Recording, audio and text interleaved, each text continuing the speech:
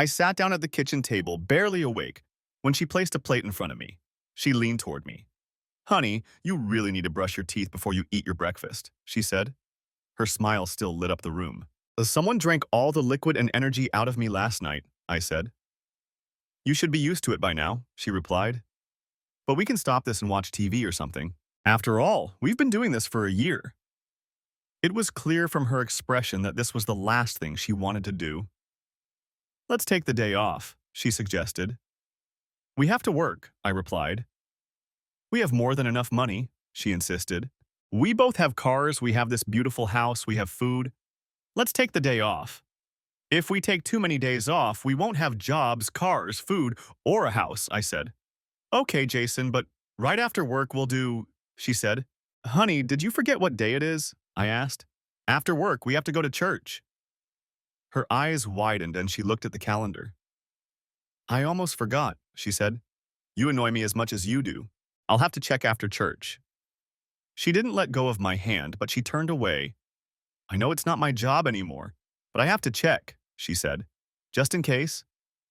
I smiled at her and nodded. "Well, we need to check everything quickly so we can go home and—" she began. I shook my head and laughed. "Well, you know we can't do anything tomorrow. It's a holy day," she said. I told her to go to work and left the house. I climbed the stairs and headed for the bathroom. I needed to take a shower before work, but I had to admit that I loved her. I loved her more than anyone I had ever known. On some level, I felt that we would always be together. I had never felt this way about anyone before. An hour later, I was sitting at my desk waiting for the last of my designs to finish. My company insisted on using the old version of NX. To make matters worse, our computers were so slow that even simple tasks like checking email were significantly slower than my iPhone 5 and original iPad. It was really silly. At any moment, I could hear the sound of an email arriving on my iPhone. 2 or 3 seconds later, my iPad would respond. The iPhone received emails faster because it was on a 4G LTE network. My iPad only worked on 3G. The worst part was that my office computer, which should have been much faster than any mobile network, was much slower than them. Sometimes it took more than 2 minutes for the same email to appear on my computer. At lunchtime, she called me. "Can you come out for a minute?" she asked. "I love you, but you're going to have to find someone else," I replied. "I'm a little busy. I want to finish this part so I can stay home tomorrow and not do this with my wife. There's going to be a lot of praying and no sex." "Okay," she said. "I'll call someone else." She hung up. And I was furious. Not a second later, my phone rang again. "Jason, can't you take the day off so we can have a fun evening?" she asked, laughing. "My regular guy can't." "Oh, so you want to make me jealous, huh?" I asked. She just laughed in response. "I'm only working until 2 today," she said. "Can I come over and watch you work?" "I don't know," I began. "Last time I let you watch me work, we almost ended up in the closet." "I'll be very good this time," she promised. "See you in a couple of hours," she said. I could have sworn I heard the sound of someone kissing when she hung up. As if I wasn't distracted enough already. The last year had been tough for me. It's not easy to make the most beautiful woman you know fall in love with you, but someone had to do it. So why not me? My life hadn't always been like this. Almost immediately, the phone on my desk rang. It was building security. "Jason, I hate to break this to you," said the voice on the other end, "but you have visitors. It's her, and she's with a man. He's older." "I'll meet them in the cafeteria," I said. "Good luck," he said and hung up. I saved my drawing in case the power went out or something stupid happened while I was gone. I went downstairs and crossed the building to get to the cafeteria. "Hey, Jason, there's a woman waiting for you in the cafeteria," said George Steele. George was a quality control engineer and was incurably optimistic. He talked to everyone he met and smiled too much. "She's not a woman, George," I said dismissively. "She's my wife." He laughed, then looked at me strangely. "But I thought that was the hot woman you're always with?" he muttered. "Exactly," I said and walked away, leaving him standing there, unsure whether I was joking or not. I like to confuse people. When people said something curious or just plain stupid, if you replied exactly, they thought they were right and felt stupid if they still didn't understand what you meant. Most of them, even the most curious, just walked away. I walked into the cafeteria and waved to a few of my coworkers. I walked over and sat down at a free table in the far corner of the room. "Hi, Jason," said the woman sitting there. I hoped the man sitting next to her was a lawyer, but it was her father. "Hi, Pete," I said, extending my hand to the elderly man. He shook my hand warmly, and the celebration began. "Jason, I know you heard your wife talking to you," he said. "It hurts her when you ignore her." "Pete, I heard what your daughter said to me," I said. "I no longer consider her my wife. She refuses to acknowledge my desires and hides behind archaic rules that have no place in the modern world." "That's because we have different desires," Terry hissed. "In fact, our desires are completely opposite. You want us to get divorced. I want us to stay married." "We haven't been married for almost a year," I said. "Get that into your thick skull. It's over between us." "Actually, there's no need to break up. I'm happy with my life the way it is. I didn't ask for this. I couldn't even dream that things would be the way they are now, but I accept it." "Jason, you know we're Catholic," Pete said. "We don't practice divorce. We believe that when two people make a commitment to be together forever, it's binding." "That's complete nonsense, Pete," I replied sharply. "The Catholic Church has some pretty archaic rules. They won't give us a divorce, but if we get divorced in civil court, they'll annul our marriage. And the annulment has already been granted. Since we have a special case, a cardinal came from Rome and confirmed the annulment. All we have left to do is get a civil divorce. Usually, you get the civil divorce first, but as I said, we have a special case." Pete looked at me, then at his daughter. Terry turned away from her father. "Is that true, honey?" he asked. "Dad, I love him," she said, ignoring his question. "We just need to talk. We can work this out. We can still be happy." "Terry, honey, you're not telling me the truth," Pete said. "What's going on here?" "Dad, I just want him back," Terry whispered. Her father realized for the first time that something was not right. "I guess I knew something was wrong a long time ago," Pete said. "That damn bishop keeps asking me about Jason, and Jason isn't even Catholic. Neither he nor the priest ask me about you anymore, Terry. They don't even ask why you don't go to Mass anymore. So what happened last year?" "I'll tell you later, Dad," she said. "I'll tell you now," I said. "She'll probably keep lying to you." "Jason, don't," she said. "Are you going to divorce me?" I asked. "Never," she replied. "Pete, about a year ago, a few weeks before Halloween, I was very happy. I was married to a woman I loved, and I thought she felt the same way," I began. "I felt the same way," Terry replied sharply. "And I still do. You just won't give me a chance." "Like many young couples, we work too much. But I felt nothing but love and trust for Terry," I said. "Now I feel so stupid because I built my whole world around her. The sun rose and set on my wife. I had no idea. Anyway, we lived in a nice apartment but were saving up for a house. We didn't want to have children until we had our own place. We also wanted our children to have plenty of room to grow up. I think in a way that was the beginning. We both work a lot and have slightly different schedules. So we were under a lot of stress. So when Terry started going out with girls from work a couple of times a week, I thought it was a great idea. After the first few times, things really improved between us. And hell, we'd only been married for 3 years. I didn't suspect a thing. One of the advantages of her girls' nights out was that we started having them much more often, so I didn't mind. One Saturday, I was doing some light cleaning and accidentally knocked Terry's purse off the table. All her things scattered across the room, and when I was putting them back in the purse, I found a half-empty pack of condoms. Terry, being a good Catholic, wasn't supposed to be on birth control, and we really didn't use condoms, so I was very upset. I started watching her more closely. I didn't say anything because, as I said, I loved her so much that I thought I would die without her. I really didn't want to start anything and accuse her without proof.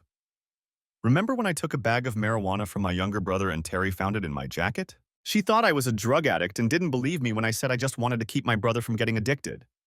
I hope the condoms in Terry's purse were something like that, so don't worry. I followed her to the bachelorette party. The first time I followed her, nothing happened. She and some of her friends from work went to a bar and spent a lot of time drinking and acting stupid. I noticed that she kept looking at her watch as if she had somewhere to be. After a couple of hours, she got up, hugged all her friends, and left the bar. I quickly ran through the alleys to get to my car and catch up with her before she got home. Luckily, she was walking pretty slowly. She parked right across from the bar and I parked a block away. But there were no rivals, so I turned onto secondary roads and got onto the highway before her. Her Impala is a good car, but it was no match for my Boss 302. Although it costs less than a Shelby GT 500, I sincerely believe that the Racing Boss is the best Mustang. As soon as I got on the highway, I immediately accelerated to 100 mph and pulled away from Terry with every passing second. About 2 miles from our house was an overpass where the local police like to park their patrol cars. There, I slowed down to 65 mph until I was sure no one was there. I drove the last mile and a half at 140. When I pulled into the driveway, you could fry hot dogs on the hot brake pads. I quickly ran into the house, took off my shirt and pants, and changed into sweatpants. I took my sword off the wall and went out onto the patio. As soon as I started exercising, I heard Terry's car pull into the driveway. A few minutes later, I heard her running around the house looking for me. Finally, she came out onto the terrace. My sword was covered in sweat, but I pretended to be so absorbed in what I was doing that I didn't hear her. "I just don't understand why you do this," she said, smiling. "But I have to admit, I like the result." "You're too cold out here without a shirt, honey," she said. "Let's go inside, and I'll show you how much I missed you." Normally, I would have dragged her inside and shown her everything. But that night, I apologized. Something was still bothering me. Although I hadn't caught her doing anything, something told me that something was wrong. Terry had been in a strange mood lately. For about a week, everything seemed normal. Terry wasn't the woman I married. Her mood swings seemed to have disappeared. She definitely wasn't acting like a woman whose life was falling apart. But the constant uneasiness deep down inside me was troubling me. For about a week, I watched her during lunch. Terry and several of her female coworkers went out to lunch every day. They went to the most boring places. It was like watching a group of teenagers. One day they went to McDonald's, the next to Wendy's, then Burger King, then Taco Hell, and ended the week at KFC. No wonder Terry's butt was getting bigger. If she keeps this up, she'll weigh 300 pounds by the time she's 30. All I accomplished by watching her eat lunch was missing my own lunch for a week. But I was sure something was going on. When Terry's bachelorette party rolled around again, I started watching her again. She went to the same bar, and it was as crowded as ever. Terry and her friends were acting just as stupid. I watched Terry while the women at her table came and went. Some of them got up to dance and came back, but Terry didn't get up. A couple of them got up and went somewhere, probably to the ladies' room. As I watched the bar, I noticed movement out of the corner of my eye on the roof behind and to the side of me. I turned my head and caught a glimpse of something or someone up there. Whoever it was, they were hiding behind a ledge on the roof. I turned back to the bar and noticed that something had changed at Terry's table. I counted the women and noticed that one was missing. It wasn't Terry, so I didn't worry too much. It just didn't seem important. A few minutes later, I saw Terry's friend Crystal cross the street and pull into the parking lot. I hid behind a car and watched her. Crystal was walking with some guy, and they headed toward her car. I'd never seen this guy before, but I knew he wasn't Crystal's husband, Ed. Ed is incredibly strong and huge. Ed could have torn that guy in half without breaking a sweat. Chris and the guy got into her car, but not in the front seat. They both got into the back seat. I crept up to the car and looked inside. I took out my iPhone and started filming them. Thanks to the streetlight shining on the car, I took a clear video of Crystal making love with her boyfriend. I wanted them to understand that it was over and that neither of them was enjoying it. I knocked on the window and took a couple of pictures of their surprised faces when they looked at me. The car door opened and the guy with Crystal got out. "What are you doing, buddy?" asked the one with her. "I know you, right?" I said. "You work in the same office as Crystal and Terry." "I don't know your name, but aren't you married?" "I remember you from the company picnic." "Jason, what are you doing?" Crystal asked. "To hell with what I'm doing, Crystal," I hissed. "I was just driving past the parking lot on my way home when I saw you and that jerk walking to your car holding hands. He didn't look like Ed, and I thought you might be in trouble. I decided to come over and talk to you in case you needed help, but it looks like Ed needs help." "Why does Ed need help?" Crystal asked. Her voice was barely audible. "Well, he's going to need a good divorce lawyer," I said. Her eyes grew as big as saucers. "He's going to need evidence. He can use the video I just took and the photos. He can also use them to identify your friend." I looked at the man as I continued speaking. You remember her husband, Ed, buddy?" I grinned. "He's almost 6 feet tall and weighs almost 300 pounds, all muscle. And he's madly in love with that cheater. I don't think there'll be much left of you when he gets his hands on you. They'll probably have to soak everything he leaves on the dishes to get enough DNA for identification. And of course, while you're lying in the hospital, they'll have to notify your wife. Then he lunged at me. The punch was laughable.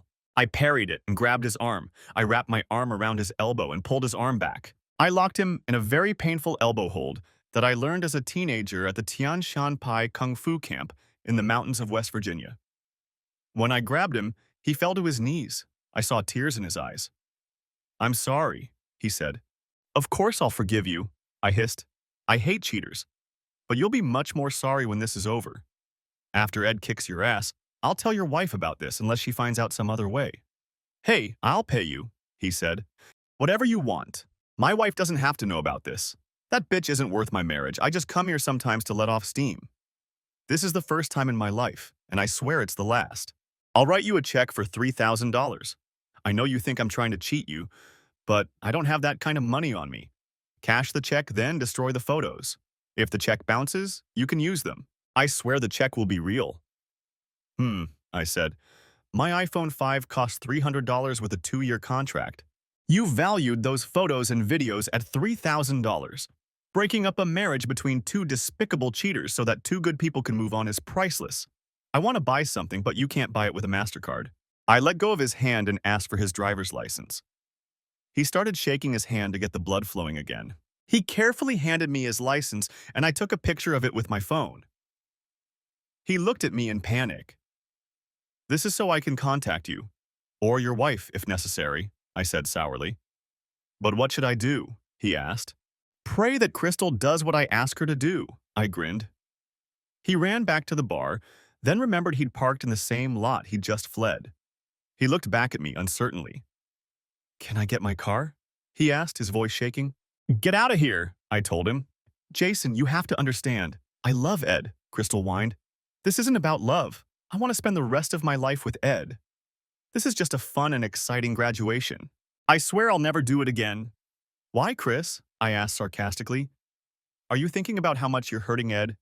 Or how he's hurting that little bitch who just ran out of here calling you a slut and saying you're nothing? That guy ran away and left you here, and he doesn't give a damn what happens to you. Big Ed is willing to die for you." "You think I don't know that?" she exclaimed. "I feel the same way about him, damn it. This wasn't supposed to happen. It was supposed to be just fun until I got rid of him. And that was it. I won't give Ed up for anything or anyone." "Let me guess. It's something like 50 Shades of Stupid, right?" I asked. She looked at me like she was trying to figure out what to say. "No, Jason. This has more to do with you than anything else," she hissed. Out of the corner of my eye, I saw Terry get up. It looked like she was leaving. "Crystal, you and I are having lunch tomorrow. Be in the park near your work at noon and be ready to answer all my questions. And be ready to answer honestly. If you lie, your marriage is over." She just looked at me and nodded. "Don't tell anyone I caught you. No one, damn it. Do you understand?" I hissed.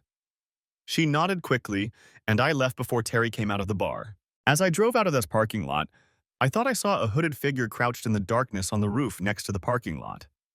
I decided it was a security guard. I had to rush home again. But at least this time, the trip to the bar had been worth it. By the next day, I had all the information I needed, or at least a clearer idea of what was going on with Terry. Crystal must have realized I was serious because she was waiting for me when I arrived at the park the next day. She looked nervous. As soon as I pulled up, she came over and got in my car. "Do you want to do it here or go to a motel?" she asked. "Do what?" I asked. "You know, get down to business," she said, looking around as if she were looking for a camera. "Are you crazy or just a big slut?" I yelled. "I'm not a slut. I've never cheated on Terry and I never will. Why do cheaters always think everyone else does it too?" "I'm sorry," she whispered. "It's just that when you turned down the money Nick offered you and said our marriage depended on what I did, I just thought, you think too highly of yourself," I replied sharply. "I don't need you. All I want are answers and the truth. I'll check other sources, and if you're lying to me, I'll go see Ed." As soon as I mentioned Ed, she pressed herself against the soft leather of my seat as if he were watching her. "I'll tell you everything you want to know," she said. "A couple of months ago, you started having girls' nights out. Was cheating the main reason you started doing that?" "No," she replied. "Of course not. We started dating after successfully completing a very stressful project, and decided we deserved a break and a celebration. Completing any difficult task tends to bring team members closer together. We are all different. Some of us are married, some are divorced, and some are single. We are different ages. The only thing we have in common is that we work together. You said I had something to do with your affair. Explain what you meant, I said to her. Jason, that's not what I meant, she said. It's just that Terry loves you so much that she brags about you all the time. She talks about your muscles, your swords, and your workouts. But she also talks about how we all saw you come over and bring her flowers for no reason, just because you were thinking about her. I wanted to find a man like that and play with him, even if it was just for a short time. I love Ed more than life, but in bed He's what? I asked. Men. You guys are so obsessed with size, she said. Then why do so many women leave their husbands for richer men? I asked. Because they're stupid. All the women in your little company cheat? I asked. Of course not, she replied. Most married women don't even think about it. And of course, unmarried women can do whatever they want, but most of them don't go after married men either. She looked at me as if she knew what was coming and was preparing herself for it. Is Terry cheating on me? I asked. Then she turned away from me. I know it was hard for her, but she had a choice. And I think she knew from the beginning where this conversation was going. She had to choose between her friendship with Terry and her marriage. Yes, she said, but only a couple of times with a few guys. Well, 3 times with the old guy. But Jason, you have to understand, it's not what you think, at least with the first 2 guys. Get out of my car, I growled. It was hard to control myself, and I didn't want that bitch to see me cry. No, she said. You have to let me explain. Tell me what you have to say, then get out of my car, I growled. Jason, Terry loves you. She's willing to die for you. But women are hard to understand. You two have what most people consider the perfect marriage, but women want variety. I give her variety, I snapped. Yeah, you do, she said. In some ways. But in other ways, you're just like Ed. I looked at her like she was crazy, I said. Jason, I've heard all these stories, she said. I know what you two are doing, and it's disgusting. I don't think that's a reason to break up, she said. The biggest problem is you, honey. That girl thinks you're the sun, the stars, and the moon. She's convinced that one day you'll just get tired of her. She sees herself getting older and is convinced that you'll leave her for one of those young women at your office. Everything you do in bed, you made up yourself. She wants to experiment a little to bring something new into your life. She wants to be mysterious and creative for you. If she makes you look back, you won't leave her. And one more thing, Jason. She's already realized that part of what she was looking for was just foolishness. She slept with a few guys before you, but her experience was pretty limited.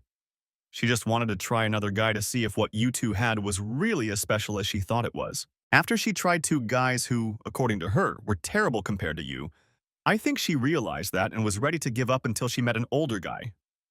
Met, I replied sharply. Yes, she asked. You said there was something special between Terry and me. You should have said there was something between Terry and me, in the past tense, I said. Jason, you must be joking, she replied sharply. This girl can't live without you. What she did was very wrong, but you don't want to ruin your marriage over it.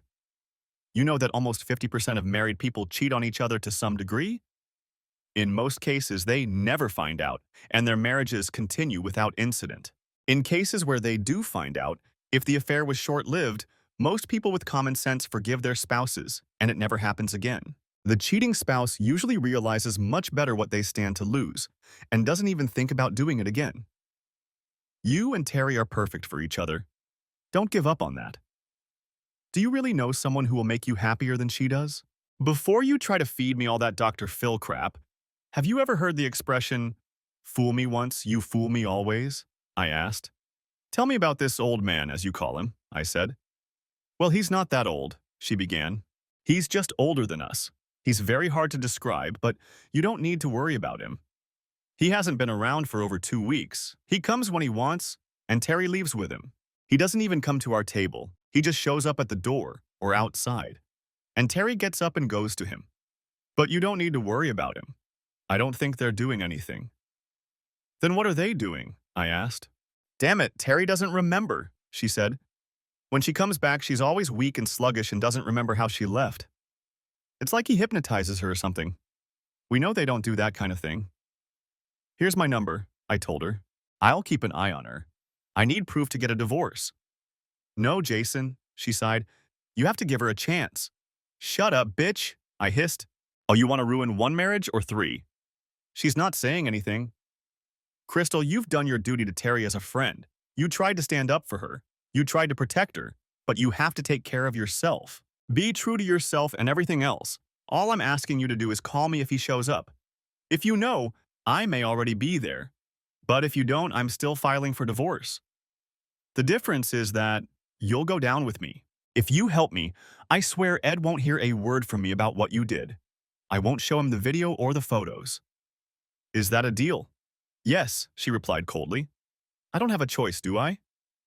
But Jason, I have to tell you one thing. Nobody's perfect. Look at yourself. You have a short temper, you judge people, and yesterday you enjoyed hurting Nick when he tried to hit you. You also don't seem to know how to forgive people. Terry made a mistake, and a big one. But she really loves you. And the tears in the corners of your eyes that you're trying so hard to hide tell me that you love her too. Do you want to cut your nose off to spite yourself? What the hell am I supposed to do? Spank her and tell her not to do it again? Maybe I'm too harsh, Crystal, but I have self-respect. If I let her go, I'll never be able to look myself in the eye again. Hell, yeah, you said it yourself. I love Terry, I always have. But not enough to let her wash me with dirty water. And washing each other with dirty water is not what I need. I'm never going back to that place, she said. From now on, that girl will spend her evenings with her husband.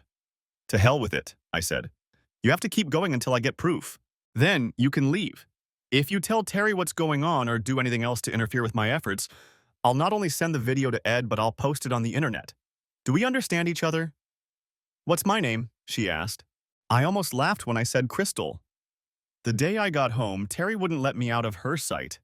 I could barely look at her.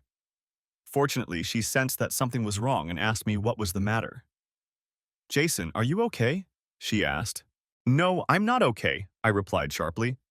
My words and tone were harsher than I wanted, and I didn't want to reveal anything until the time was right. I haven't been feeling very well lately, I said. And today I got some very bad news. Her face softened. She smiled and hugged me. Everything will be okay, dear, she said. You still have me. Tell me everything. Maybe we can spend the night together in bed? We'll just cuddle, eat popcorn, and watch a good movie. And when we start rubbing against each other, who knows what might happen? I have to study, I said, turning away from her. Jason, you shouldn't run if you're sick, she said. And of course, the other two musketeers can manage without you if you don't pick up a sword for just one night. I just walked away from her. As I was leaving the room, I heard her yelling after me. If you have so much energy, maybe you should spend it on entertaining your wife. We haven't had any fun in 2 weeks, she shouted. I changed into my running clothes and went for a run. One of the reasons I chose our neighborhood was because it was very close to a park and a great school. The park had running trails, and the high school, even though we didn't have children yet, had a running track. Apparently, we wouldn't have to worry about children now. I seriously doubted that my marriage would last more than a month. The only reason I didn't meet her that day was because I needed a trump card for the divorce. It's very strange that in the greatest country in the world, a country that prides itself on truth and justice for all, we don't know how to get a fair divorce. Divorce in this country is all about women and sex. If a woman cheats on her husband, even if he didn't get anything, he still loses. He loses at least half of their joint property even though he didn't do anything wrong. The victim becomes even more of a victim. On the other hand, if it's a man who's having fun, he gets a double benefit. He entertains his secretary or someone else, and then he's entertained by the court system. If I went to court with a bunch of he said, she said, and my gut feeling that Terry was cheating on me, I would have lost miserably. Even if I had gone to court with Crystal's testimony confirming it, it still wouldn't have been considered conclusive evidence. I wanted with all my heart for Terry to be the man I caught in that car. Then this whole story could have been over. As I ran along the park paths, I tried to think about my next steps and how I wanted my life to turn out. When I got home, I picked up the sword I usually practiced with. Terry was right about one thing. It was too cold outside to go out without a shirt on. Even after my run, which usually calms me down, I was still agitated. I decided to just work on my forms. In Japanese styles, they're called kata. In Chinese styles, they're called sets. They're groups of movements that mimic real combat and help hone certain skills. The kata I was working on were developed by my Kenjutsu sensei. He was a very modern trainer and borrowed a lot from different sources. He always told me that if you borrow from one source, it's plagiarism. But if you borrow from many, it's research. So when he developed katana for katana, he incorporated several different styles of Japanese fencing, as well as some Chinese sword skills, some Korean sword movements, and even some lunges and strikes that he borrowed from European fencing. When I immersed myself in these movements, all my problems seemed to melt away. I jumped, slashed, and punched. I parried, dodged, and weaved. And in the end, I won. None of the imaginary bastards I killed got up, and none of them could point their blades at me. In my imagination, each of these imaginary bastards looked like a faceless old bastard who had entertained my wife and destroyed my marriage. To be honest, I didn't believe a word of the nonsense Crystal told me. What kind of fool did she take me for? All this nonsense about Terry not having fun with this old man didn't make any sense. But it didn't matter because she was helping me, whether she wanted to or not. One more thing. Even though she was probably lying to me, I kept my word to Crystal, but I was sure that in the end she would get what she deserved. Cheaters always cheat. When I finished my exercises, I noticed Terry standing nearby. "I never get tired of watching you do that," she said.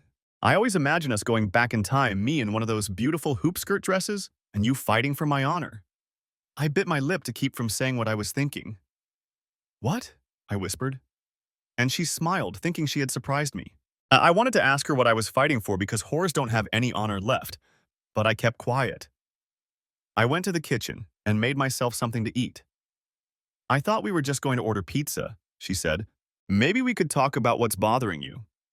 "It's just stress," I said, "and maybe some kind of virus." "Honey, you need to find something to do to let off some steam. Maybe go out with your friends once a week or every 2 weeks." "My girls' nights work wonders." "I'm sure they do," I replied. "Maybe you're right. Some of the guys at work play cards every week. I'll try joining them."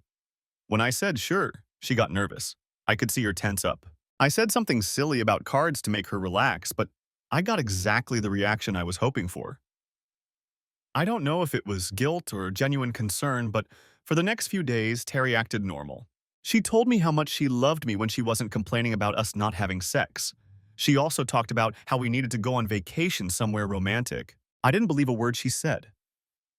When the date of her next bachelorette party approached, Crystal called me. "Jason, should I go tonight?" she asked. "Going to a bar where men hit on me is not what a married woman should be doing." "If a woman wants to stay married, she has to be able to handle temptation," I said. "Why don't we just have the bachelorette party at someone's house?" she asked. "I don't care what you do after I divorce you," I said. "But until then, everything will be the same." "Jason, I don't think she'll ever do that again," Crystal said. "She's been getting more and more upset lately. She thinks you don't love her anymore. She's constantly wavering between thinking she did something wrong and thinking you found someone you love more. Why can't you consider her feelings?" "You mean the way you treated Ed's feelings?" I spat. "Or the way she treated mine? Just do what you have to do and maybe you won't get hurt. Actually, if some guy is pursuing her, you should encourage her." "Why the hell should I do that?" she asked. "Are you crazy? Do you really think I'm going to push her into something so you can dump her? Why the hell should I do that?" "Because if you don't help me get rid of her, I'll help Ed get rid of you," I said calmly. "You already know the rules of the game. All you have to do is play." "You're really not very nice," she whined. "She just loves you." "Well, she's already had all the fun," I said, "and I'm just suffering. If you give me back part of her, I won't feel any better. And I won't feel any better for a long time. But at least I'll know it's over. And I can start building my life again." "What about her? How is she going to rebuild her life?" she asked. "She can go out and have fun with whoever she wants," I said. "So she'll get exactly what she wanted. At least she had the choice to start this. That's why I think it's fair to tell you how it's going to end."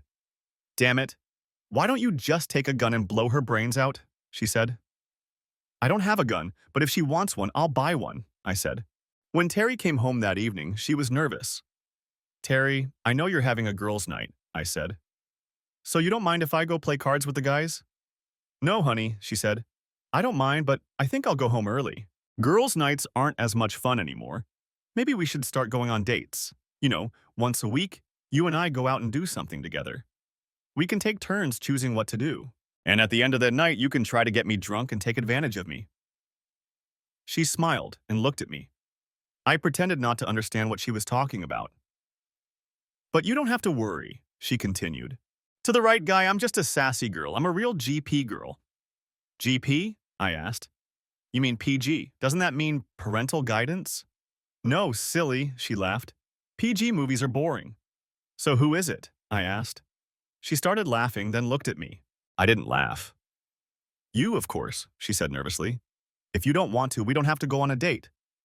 "Let's just see what happens," I said. She was about to leave and came over to kiss me goodbye. When she wrinkled her nose, I turned away and caught her kiss on my cheek. She just looked at me and told me to have a good time playing cards. As soon as she left the house, I left too. I knew where she was going and I knew where to park, so I didn't have to follow her and risk getting caught. Besides, even if they went to another bar, I could just call Crystal and find out where they were. As autumn approached, it grew darker and darker with each passing week. By the time I parked my Mustang, it was already getting dark. I parked next to a very interesting Chevrolet. When I approached my usual observation spot, I saw him clearly for the first time. It looked like the guy in the blood-stained raincoat had just climbed up the side wall of the building next to the parking lot and was heading for the bar entrance. Who did he think he was, Batman?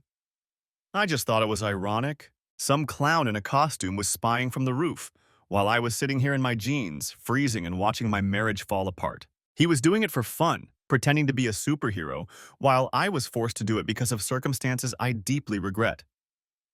I hid between two parked cars to watch. It was good because the cars protected me from the biting wind and kept me warmer. I watched what was happening in the bar, and it was just getting started. Except for Terry and her friends, there was no one else there. Three women at a table, a young, very pretty woman, a middle-aged woman who appeared to be already drunk, and a fat girl who seemed to be trying not to be shy, stood up and tried to dance. The younger one stood in the center and seemed to know how to move. She was shaking her hips in a way that would have made most strippers blush with embarrassment. The older, stockier woman tried to copy her moves, but she just looked ridiculous. I noticed that Crystal and Terry seemed to be talking. Crystal was talking and making all kinds of expressive gestures with her hands. Terry looked depressed. I started to think that maybe she really regretted what was happening, but maybe she just realized that I was angry with her for some reason. Watching Crystal practically yell at Terry, I was angry. If I hadn't known what was going on, I would have sworn that Crystal had warned Terry about what was happening. I called Crystal. While I was watching her, she picked up the phone and looked at it. "Hello?" she said. "What the hell are you doing?" I asked. Even when I was watching her, she got up and walked away from the table. "Are you trying to tell her that I know what's going on?" I asked. "Because if you are—" "No," she pleaded. "She's just depressed. She thinks you don't love her anymore. It's your fault, you know. You're not very good at pretending everything is fine." I just told her the truth. I told her that if she really loves you, she should fight for her marriage and not let you go. I'm telling you the same thing. Instead of just letting some guy take your woman away, you should fight for her. If I had a chance to fight for her, I would gladly do so, I said. The thing is, I never had a chance to fight for her. She did everything behind my back. And what's the point of fighting for a woman who willingly gave herself to several men? If she wants to date and have fun with guys she doesn't know, she has every right to do so. And I have the right to divorce her. People have the right to do whatever it takes to be happy. I'm just sorry I wasn't good enough for her.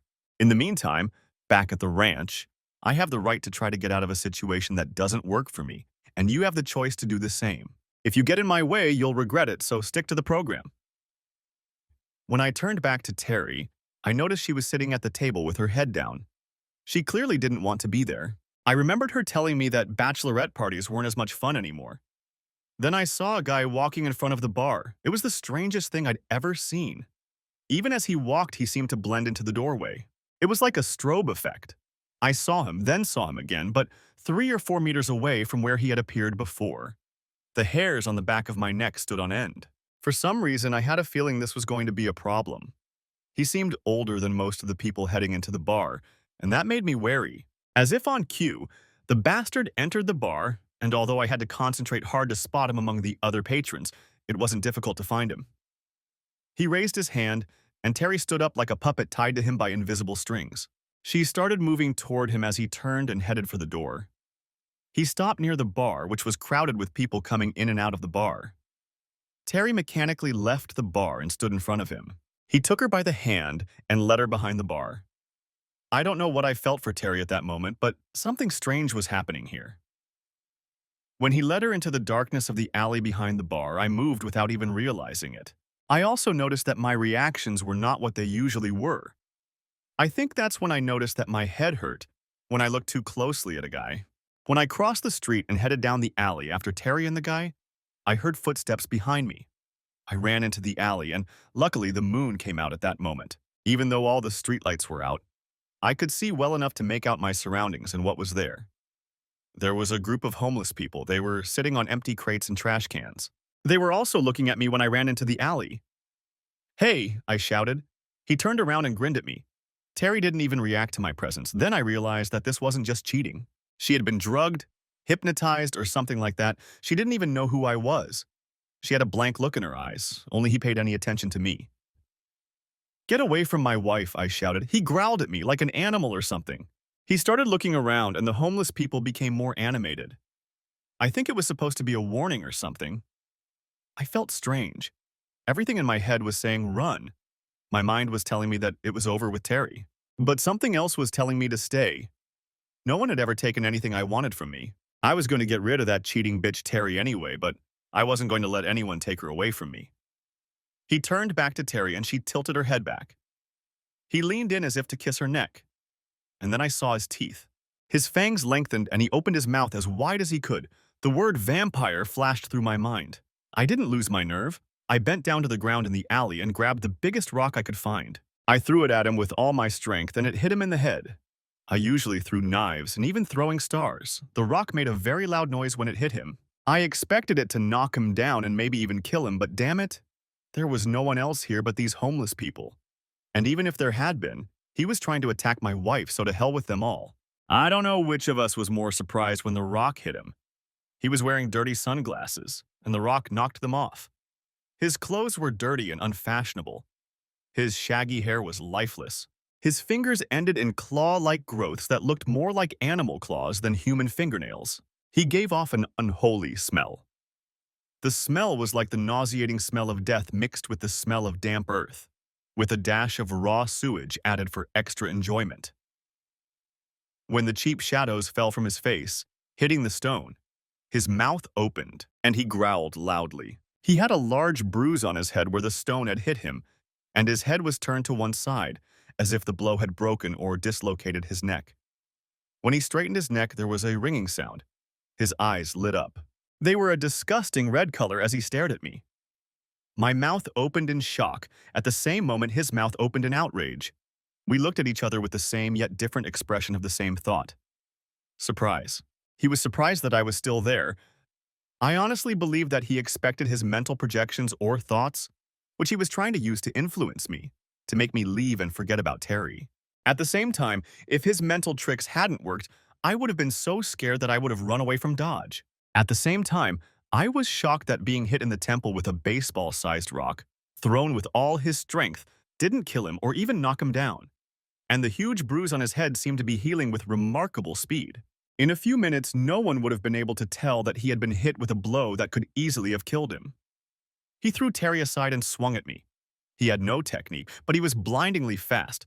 So what? I was fast too. At least, I always thought so. The only thing that saved me was his sheer rage. If he had swung at me calmly and used his claws, I would have been dead. I managed to dodge the first two blows, but he pushed me back and got his way. I dodged the first blow, the second, and caught the third, blocking it with my stomach. I've been hit in the stomach by very large and very good fighters. I'm not an expert in hand-to-hand combat. I specialize in weapons. I love swords, knives, axes, spears, maces, clubs, and everything else you can imagine, except firearms. But I often spar with boxers and MMA fighters to hone my fighting instincts. I've never been hit so hard in my life. I barely had time to roll over and deflect some of the force of the blow. If the blow had hit me squarely, I would have been killed. But the blow knocked me back 3 meters. I landed awkwardly in a puddle, which I hoped was mud. He growled again in rage and lunged at me. I was lying in the mud, too stunned to get to my feet, and I was being pursued by a real vampire. At that moment, when all seemed lost, when I realized I couldn't even stand up to run away, let alone continue fighting, I heard footsteps beside me. I turned my head. The monster that had defeated me with a single blow was grinning and baring its savage teeth. The first thing I saw were red leather boots up to the thighs, trimmed with white. On the other side, I saw slightly larger boots made of thick green leather. I turned toward the red boots and, following them, saw a body dressed in a hooded cloak made entirely of soft, shiny red leather. I couldn't make out the face, but the presence was clearly female. I was still gasping for breath, but with surprising energy I managed to shout a warning. "Let's get out of here, quick!" I croaked. "He, the unstoppable demon of the night who will soon be killed," hissed the woman in the green hood. The woman in the green suit to my left glared at him angrily, while the one on the right seemed more concerned about me. He growled again, and the woman in the green suit drove a 5-foot mace with a sharp spike at the top and a thick blade at the other end into the ground. The mace struck the ground with surprising force. The female vampire stared at it intently, while her friend in the red hood tried to help me up. I couldn't see their faces because of the hoods, but the vampire woman looked at them with much more concern than she did at me. When he looked at the woman in green, a bolt from a crossbow pierced his shoulder, just inches from his heart. He screamed in pain and grabbed it, still smoking. He ran away, turning his strobe light on full power. A third woman emerged from the darkness. She was dressed from head to toe in white leather and a hooded cloak very similar to those of the other two. Before any of them could rush after the vampire, all the homeless people in the alley attacked us like zombies. The woman in white climbed onto the roof of a dumpster the size of a dump truck and started shooting at them with a crossbow. The woman in green started beating them with a mace. The woman in red next to me started hacking at them with an incredible spear. "There are too many of them. We need to get out of here," said the woman in white. I was coming to my senses and my strength was returning. I couldn't let a bunch of women protect me while I did nothing. The woman in red was very close to me and didn't consider me a threat. When her cloak opened, I saw that she was armed with a daisho. A daisho is a traditional pair of samurai swords. I grabbed her katana, and she turned to me in shock. When she raised her spear to defend herself, I struck down the man behind her who was trying to hit her with a rock. Her cloak fluttered in the darkness, and she nodded to me in gratitude. After that, the battle became too intense to spare any time for anything other than fighting. Let me repeat that. I hate using other people's swords, but in this case, it was necessary for survival. The only upside was that the people we were fighting didn't have any technology and were in the same state as Terry, under the influence of drugs or spells. I tried not to kill anyone and noticed that my temporary allies often shook their heads. They muttered something as we made our way through the crowd of homeless zombies. "There's only one left," said one of the women. I turned and looked at her when she said, "I'll get her." I moved faster than I ever had in my life. I covered the distance between the woman in green and Terry faster than I ever had. I caught the katana blade with the handle of my mace. The woman in green clearly didn't notice me. "You're so greedy," she grinned. The voice coming from under the hood was full of amusement, aggression, and perhaps a little anger. While she was talking, two more joined us. "All right," she said. "You can kill her. See, sisters, that's why we don't work with men. They're all the same. They're all selfish and greedy." "I won't kill her," I hissed. "Then get out of the way and I'll kill her," said the green-skinned woman. She raised her mace and pole, and I blocked her path again. This time, I blocked her before she could swing. The club had a huge head with a needle-like spike at the end that was at least 10 inches long. At the other end was a very sharp blade shaped like a spear. "No one will kill her," I said. "That's what you say," said the woman in green. This time she swung the mace and pole at me. I easily parried the blow, but it was only a feint. She raised the other end and I jumped back, dodging the blow. She continued her attack and I dodged the vertical blow. When the heavy head of the club came down on my side, I brought the tip of my katana down on it, and the head of the club fell to the ground. Then I raised my foot and stepped on the handle, breaking it. She jumped back in surprise, finding that only half of her weapon remained. The woman in red stood between us, ending the duel. "Why use weapons when you can solve the problem with words?" she asked. "He's a fool, sister," said the woman in green angrily. "This woman is much worse than all the others put together. Most of those fools were simply hypnotized. They should have woken up and remembered nothing of what happened. We killed them because they were weak. and particularly vulnerable to the vampire's will. He could contact them from a great distance with a single thought and make them do anything he wanted. But this woman has already tasted the vampire. She will turn, and then we will have to deal with two of them. And this vampire is very old and very evil. He was smart enough to go into a public tavern full of people. They both have to die. And for the greater good, if this fool wants to die protecting her, so be it. The woman in red turned to me. She took off her hood, and I saw her for the first time. It was as if my whole life had been black and white, and then suddenly colors appeared. Her long, unruly hair was a very light brown color. The highlights, different shades, and tones of her hair alone could have been classified for hours. There were shades of gold, blonde, and even red in the brown. I swear I could have looked at that hair for hours. But those hours would have been wasted because her face was much more interesting. Her large, innocent brown eyes were so expressive that it seemed as if she could tell everything she was thinking and feeling with just those eyes. One moment they seemed innocent and cheerful. The next moment, it was clear that she had experienced so much pain and death that it was amazing she was still breathing. Her nose was a perfect button with a small, almost imperceptible bump on the tip. I saw the same flaw in the many fighters. It told me that their noses had been broken. In her case, it only added to her beauty. I think someone more educated than me would say that her small flaw only added to her beauty. And then there were her lips. I had to invent the expression Cupid's bow to describe those lips. The strangest thing was that her natural color made lipstick or makeup seem out of place. The strangest thing was that when I looked at her, she looked at me. I don't know how long we stood there, frozen in each other's gaze. Time seemed to stand still, and neither of us wanted or could look away. Finally, the woman in white broke the gaze. She threw back her hood and lowered her crossbow so that its tip touched the ground. Her hair was almost as white as her skin. She seemed older than the woman in red, but that could have been my perception. She was also beautiful. It was difficult to determine her age from her unshaven face. She could have been anywhere between 30 and 60 years old. She was shorter than the other two, and as far as I could tell from her cloak, much more solidly built.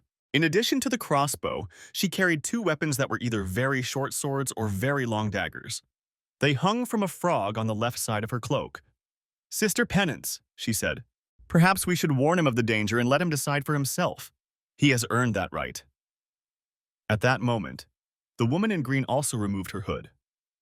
Unlike her companions, her hair was cut very short. She was taller and stronger than the other two.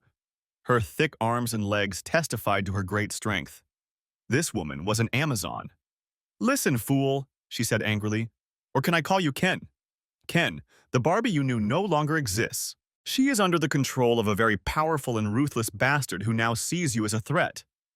Unlike us, you have no training, no discipline, and no intelligence to deal with him.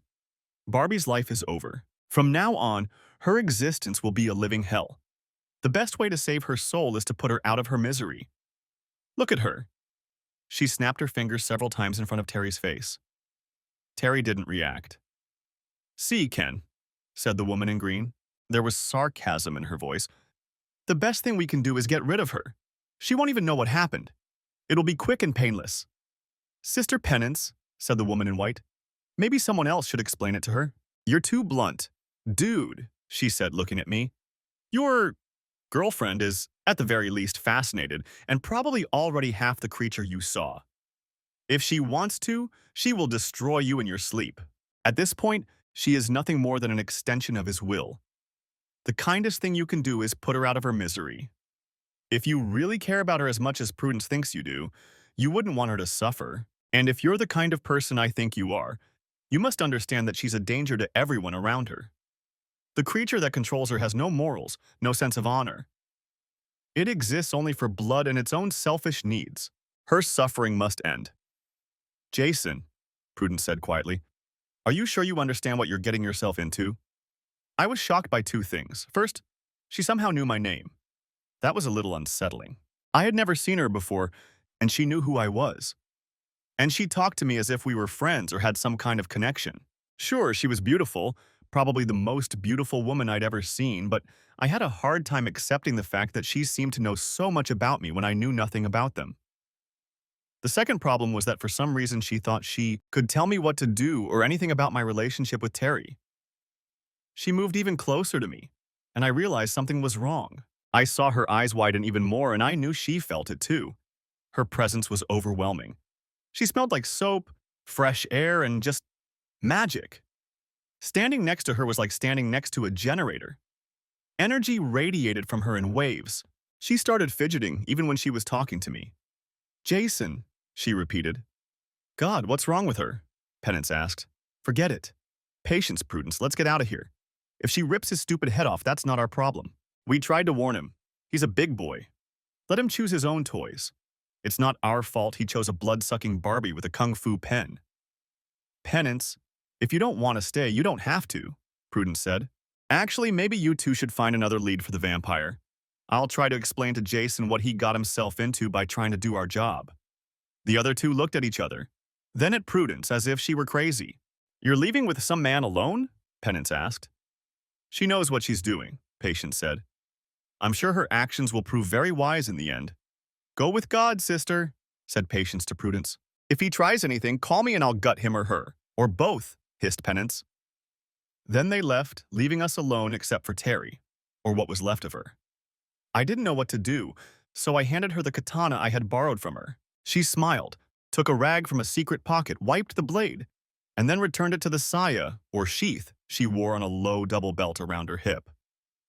The way she carried her swords was interesting. They weren't tucked into her belt like samurai swords. They hung from her hips, suspended from a double belt, in a style similar to how fencers wore rapiers in the 17th century, but still different. We have to get him and hide him so we can talk, she said. Wait, who the hell are you? I asked. And why do you call yourselves sisters? You don't look like relatives. The other two have accents. They're very faint, but they're there. You two don't look alike. Jason, we're just working, she said. But I promise I'll tell you everything you want to know. I'll even tell you what I shouldn't. You saved me, didn't you? She saved me first, I smiled. I parked near your car, she said. She gently took Terry by one arm and me by the other, and we headed for the parking lot. Early evening gave way to darkness. We really did glow in the moonlight, as she said when we walked past the bar with Terry between us. She looked like she'd had a few too many, which made any explanations easier.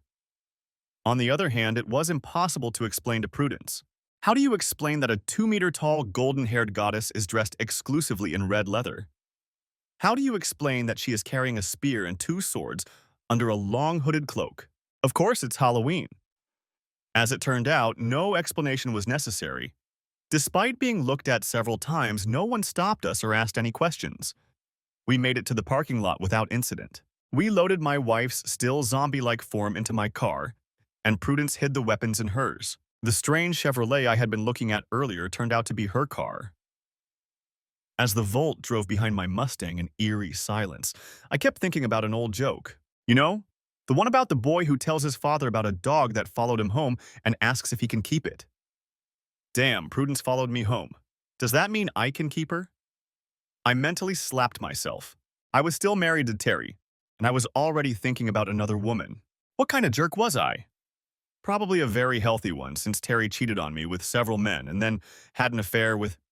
I still had a hard time calling this thing a vampire. I just didn't want to believe they existed. And if they had to exist, why the hell couldn't they look like Kate Beckinsale? Vampires should be in shiny black armor and work boots, with pouty lips and a thin British accent. She should have fallen off the roof of a 10-story building, gotten to her feet, walked up to me, looked at me with her incredible blue eyes, and then... Damn, I almost ran a red light.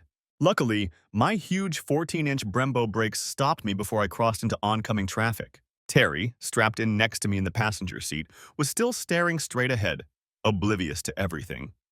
A few minutes later, we pulled up to our house. Prudence got out of the car and came over to help me with Terry. When we entered the house, she politely asked if she could take off her coat. She left the spear in the car and took the swords with her.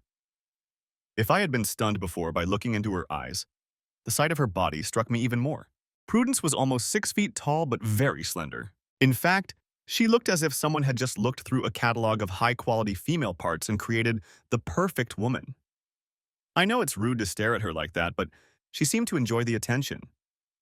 She insisted on checking the house to make sure there were no unexpected guests. I heard her walking from room to room, checking the house, and then suddenly I couldn't hear her footsteps anymore.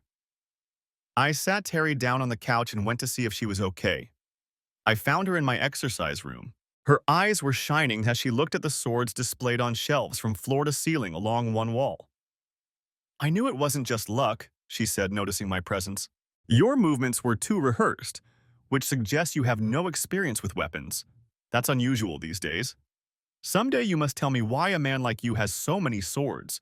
Some of them are very beautiful, but there are very few antique examples here, and all your swords are dead. I didn't know swords could be alive, I said. She followed me into the living room where Terry was sitting just as I had left her. Jason, I'm not your enemy, she said. In fact, I'm far from being your enemy. Maybe I shouldn't tell you this, but you surprise me. I envy you, your choices, and your actions. I found that funny because I'm just a regular guy who likes swords. What happened to your, sisters? I asked. You never explained that to me. It's very simple, Jason, she said. We belong to a special order within the church. We are called the Sisters of Destiny. Our job is to fight threats like this, and we... Are you saying that all of this is true? I asked loudly. My voice was so shrill and loud that even Terry turned around to look at me. Prudence just nodded her head. She looked at me with genuine concern on her face. Vampires exist? I asked. And werewolves? What about... Yes, werewolves exist, she said. They get hairy and transform? I asked. Where does the hair come from? And where does it go when they transform? As far as we can tell, it's all the result of a fantastic surge of hormones, she said. When they transform, it's not like in the movies. All the hair just falls out in inappropriate places. What else have you seen? I asked. Well, not all of our business takes place in the United States, she said. So most of us are from different countries. Patience is Russian, of course. Penance is Irish, and... Wait a minute, I said. Suddenly it all became clear to me. You said you're from the church, the Catholic Church. You must be a nun? You can't be a nun. Why not? She asked. Because you can't be a nun, I replied nervously. You're too... Too what? Hodha Wes, she asked. Too young? There are lots of nuns at Penance who are younger than me. Some of them have just left school. Too sexy, I said angrily. What do you mean by beautiful? She asked. She stroked her forehead, then mine. We both shuddered at her touch. I don't think I'm more beautiful than you, she said, smiling. Beautiful means attractive, I replied sharply. Are nuns supposed to be ugly? She asked, smiling. Okay, of course that's not true, I said, because if it were, they wouldn't have accepted you. So you're saying I passed the ugliness test? She asked, smiling. I started to feel uncomfortable, so I changed the subject. So what have you encountered? I asked. I noticed the sparkle in her eyes grow brighter, and she finally removed her hand from my forehead. Well, it's just that you have the strangest cases in this area. By this area, I mean the Midwest of the United States, she said. We met a high school track coach who is very happily married to a real witch. There's an Indian who really has shamanic abilities, and he seems to be connected to the spirit of the Great Lakes. It was too much for us. There's even a car like yours that... An evil Mustang? I asked. I wouldn't call it evil, she replied. It's just too caring. It seems like the car is possessed by the spirit of its first female owner. You killed the witch? I asked. Well, you know, like in the Bible, you can't let a witch live. No, she replied with a smile. She turned out to be one of the nicest people I've ever met. If we ever meet that woman, the whole town will come down on us like a plague. What about the shaman? I asked. We didn't even get to talk to him, she said. He was sitting on the shore of a lake. I think it was Upper Lake. Every time we got close to him, the wind would pick up to hurricane force. The wind just blew our cars away. It was too dangerous not only for us, but also for the people in the vicinity. Besides, he didn't hurt anyone or do anything illegal. So we decided not to read the Bible, but to read the Beatles. You know, live and let live. At that moment, we were interrupted by Terry's moan. She's losing her composure, said Prudence. Let's use the next few minutes to get the answers you're looking for. What do you mean? I asked. Jason, I've been watching you from the roof for several weeks. I overheard your conversation with that awful woman at Crystal. Right now, your wife is still in shock, but she's starting to come around. If you ask her what you really want to know, she'll tell you the truth. Freedom from mind control is almost like a truth serum. She doesn't have the awareness to dodge it. At least this way you'll get the answers you want. What you do with that information is up to you. Terry, I said. She moaned again and looked at me. Why did you cheat on me? I asked. I didn't cheat, she muttered. Cheating is bad. I just experimented a little. I wanted to see what it would be like. How many experiments have you conducted so far? I asked. Only 4, she replied. Stupid men. None of them were any good. I'm lucky to have a husband. None of them can compare to him. They're all too fast, too slow, or just plain useless. I love Jason. She smiled stupidly, then looked at me, and her smile grew even wider.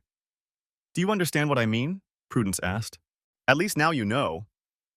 She looked at me in panic, and Terry's head was tilted to one side. Terry looked like a broken doll. At one point, she raised her head and began to look around the room. I think Prudence was surprised not by Terry, but by me. Why are you crying? She asked. Prudence seemed upset that I was crying, but she didn't know why. That made me think something was wrong with her. Most people in our situation would have understood that I had loved Terry for a very long time. When you're with someone for a long time and give them your heart, the betrayal of that trust is very painful. I looked at the golden-haired goddess pretending to be a nun. There was no malice in her smile. She genuinely didn't understand what I was going through. Have you ever been in love, Sister Prudence? I asked. Of course, she replied. I am in love even now. I love God and I love the church. I'm very sorry, I said, but it's not the same thing. It's just a different kind of love. When you give someone your heart and trust them completely, and then you find out that they betrayed you by doing what should symbolize your love and commitment to each other with someone else, it really hurts. So you want me to kill her? She asked. I shook my head. No. Actually, she's already dead. Eventually, the vampire will summon her again and either drink her blood or turn her into a vampire. Either way, she'll end up either undead or just dead. So we can't save her? I asked. There are no spiritual or magical ways to save her. Why don't you care? Prudence asked. And anyway, how did she betray you? She didn't tell anyone she loved him. In fact, she said she loved you. So what did she do? She slept with other guys, I said. Oh, that, said Prudence. Yes, that, I said. What does that really mean? She asked. Sex is just another bodily function. You shouldn't make too much of it. Sister Prudence, I said irritably. Didn't you have boyfriends before you became a nun? You're beautiful. You must have had lots of admirers. I've always been a nun, she said. Members of our order are raised in a convent. So you, I asked. What? She interrupted. You've never, I asked. No, she replied. So you've never had sex? Goodness, no, she replied, surprised. Why would I do that? Prudence, it's very pleasant. And it kind of connects you to another person. It's a way to connect your soul to someone you really care about, I said. Oh, she said. So it's like praying. No, I said. It's not like prayer. I'm not sure I can explain to you what love is because I don't feel it anymore. Okay, she said, smiling. If you don't love her anymore, let's destroy her and be done with it. Damn, you're thirsty for blood to become a nun, I sighed. Even if I don't love her anymore, I still don't want her to die. It just means I don't want to date her anymore. I don't want to live with her anymore. How do you know you're in love? She asked. Prue, shouldn't we be discussing how to save Terry? I asked. If we have to, she sighed. If we break the blood bond, all his half-humans and slaves will be freed. The half-humans and slaves will be free, but all the full vampires he created will lose their powers or die. So Terry will be okay? I asked. She nodded and continued to stare at me. Jason, do you have any idea how difficult this is going to be? She asked. You've already seen what this creature is capable of. You hit him in the head with a rock, and it only knocked his glasses off. A blow like that would kill an elephant. He's faster and stronger than 5 men. If you wound it, the wound will heal immediately. It has the cunning of most large predators. It is ruthless and relentless, and it... What about you guys? I asked. Isn't this how you make your living? Aren't you like damn ghost hunters? Her face was calm but relaxed. To tell you the truth, I've never seen a vampire older than me destroyed, she said. Newborns sometimes manage to reproduce, as do half-vampires.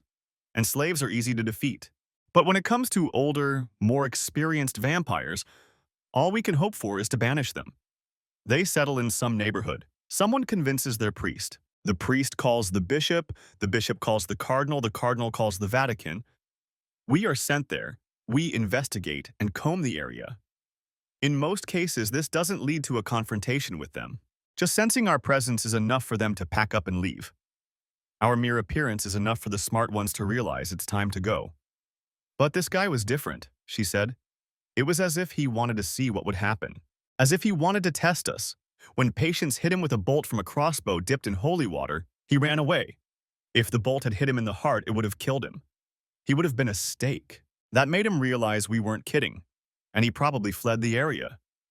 If we don't find him, we can't kill him.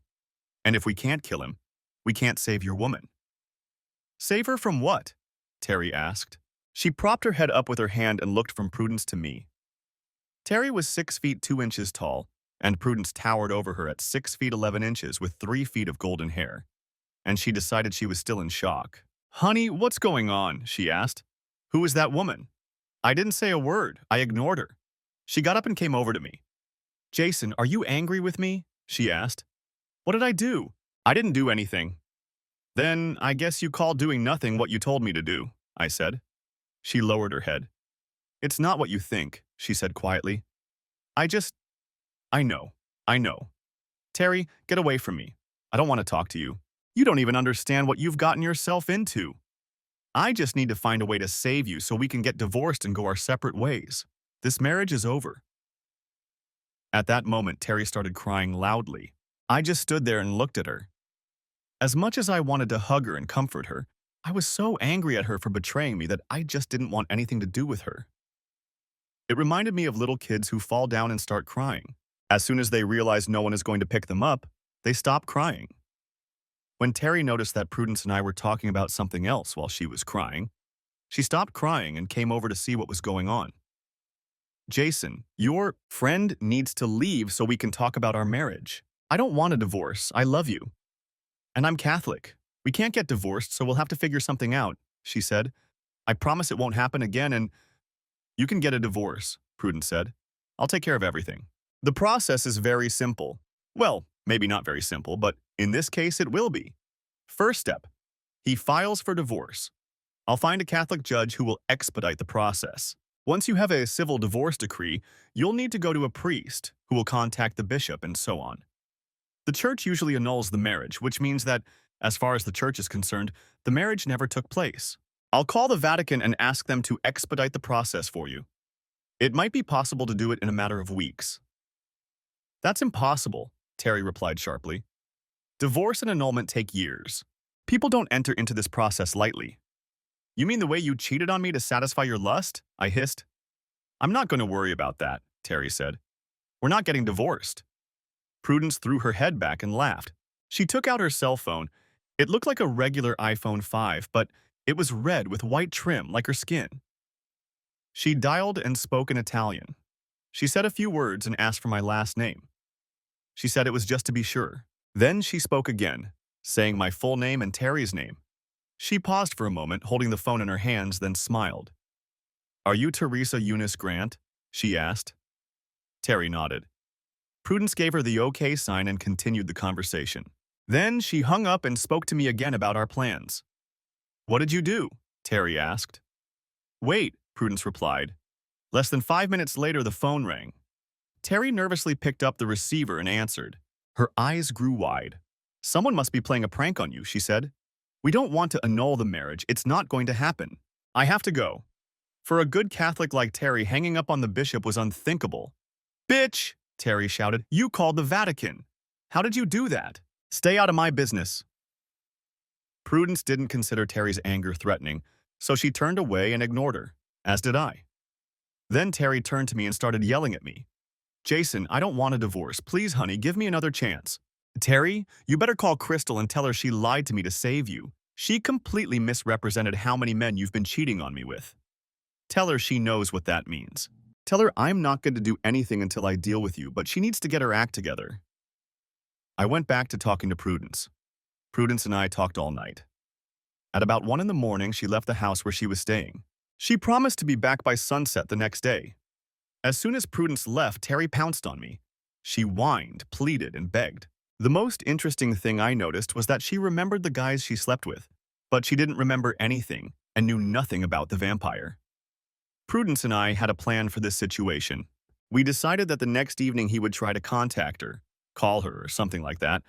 We decided to use Terry as bait and call her wherever he called. Once we were sure he couldn't reach her, we would follow him to his lair.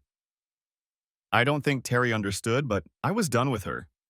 I wanted to save her life, but our life together was over. As soon as Prudence left, I started getting ready for bed. I must have been hungry, but my studies, stress, and emotional turmoil had taken their toll on me. All I wanted was to lie down and fall asleep. I took a quick shower and went to bed. As soon as my head hit the pillow, I passed out. I don't know how long I slept when Terry came into the room. She got under the covers and tried to climb into bed with me. I opened my eyes and realized two things. First, if the vampire tried to use Terry, I could die. There was no way I was going to sleep next to her at night while he was awake. It was too dangerous. Second, I didn't want her to sleep with me or be near me. "Terry, what are you doing?" I asked. "I'm going to sleep," she replied. "Unless you have something better to offer me. You haven't touched me in 2 weeks." She looked down, realizing why. "Jason, I haven't slept with anyone but you in over a month," she said. "That's all in the past. I realize I don't need to experiment. I've always had the best man in bed. I never stopped loving you, dear. And I never loved anyone else. I just wanted to know what it was like. Crystal is doing the same thing, and so is Sarah. I know it sounds stupid, but it was just sex. But Jason, you've had way more people than I have. I guess I liked what we did so much that I wanted to learn more about myself. And maybe I wanted to try things we hadn't tried yet to teach you. I didn't do it to hurt you, Jason. I went against my principles for you. I used condoms. I had to make sure I didn't catch anything. I also had to make sure I didn't get pregnant. I just want your baby, honey. I know I did the wrong thing, and I hope you can find it in your heart to forgive me. Can't we start over?" "I forgive you," I said. "We can start over." She threw off the blanket and tried to climb into bed. I pushed her. She lost her balance and fell to the floor next to the bed. "That was cruel, Jason," she laughed. "Terry, you need to go sleep in the guest room," I said. "For how long?" she asked. "Forever," I replied. "At least until the divorce is finalized and we find separate places to live." "But you said we could start over," she said. "You said you forgave me." Her eyes filled with tears and she began to sob. "I forgive you. I forgive you because I don't have the time or energy to carry all this hatred with me," I said. "And we can start over. We'll start from scratch. Only this time, I know what a slut you are, so I wouldn't count on us getting back together." "It's all about the woman, isn't it?" she hissed. "Okay, Jason, I made a mistake. And now you want to use that mistake to replace me with your tall blonde supermodel." "Terry, shut up before you say something stupid," I said. "Prudence is a nun. She's a woman too, and I saw the way she looked at you," Terry snapped. "Why don't you go entertain her? Then we'll be even and can get our marriage back on track." "Terry, I warned you, but you said something stupid anyway, didn't you?" I said. "Good night." She slipped out of the room and I closed the door behind her. One of my favorite swords hung on the bedroom wall. Paul Chen's Golden Eagle katana was probably one of the most beautiful swords I had ever owned. It wasn't decorated with gold or anything like that, but it was a well-made, functional katana that was very pleasing to look at. I took it off the wall and placed it on the bed next to me. I also turned on the alarm. If Terry or the vampire who was after me tried to enter the room, they would have to break down the door and then break in. I also knew that morning would be here in an hour or two. It would be unwise to be so close to dawn in an unfamiliar place. I decided that the vampire would have to wait until the following evening. I was awakened by a knock. It was insistent yet soft. I opened the bedroom door and saw Terry sleeping on the floor right by the door. I walked over to her and noticed how beautiful she looked as she slept. I picked her up and laid her on the bed in the guest room at the end of the hall. As soon as I laid her down, there was another knock. Someone was quietly knocking on my front door. I looked at the clock and realized why I was still so damn tired. I had only slept for about 40 minutes. It was barely 4 in the morning. I headed for the front door, ready to give whoever was there the scolding of a lifetime. When I opened the door, I had to catch my breath, but I was ready to exhale when I saw who it was. "What happened, Prue?" I asked. I could tell by the look on her face that something was wrong. "I hate coming here," she said. but I don't know where else to go. Sister Prudence, you're always welcome here, I said. She smiled, but there wasn't the sincerity I was used to seeing in her smile. Then I noticed that her car was in my driveway and it wasn't empty. What's wrong, Prue? I asked. We need help, she said. I followed her to the car. I was shocked by what I saw. Penance was sitting in the passenger seat, hunched over in pain. Patience was sitting in the back, leaning against a short man who appeared to be in shock. When I came back, Prudence began. Let's get them into the house first, I said. I reached out to help Penance out of the seat, but she smiled and pulled her hand away. The movement was painful, and despite her bravery, she whimpered softly. I moved the seat forward and tried to pull the short man out of the back seat. His eyes were glassy. He just stared straight ahead, not understanding anything. Prudence touched his shoulder and he recoiled. She spoke to him in a soothing voice and he turned toward her. She gently took his hand and pulled him out of the seat. I saw that Patience had slumped in the seat and leaned toward her. Placing one hand behind her back and the other under her small legs at the knees, I lifted her out of the car. She was clearly unable to stand, so I carried her into the house and closed the door behind me.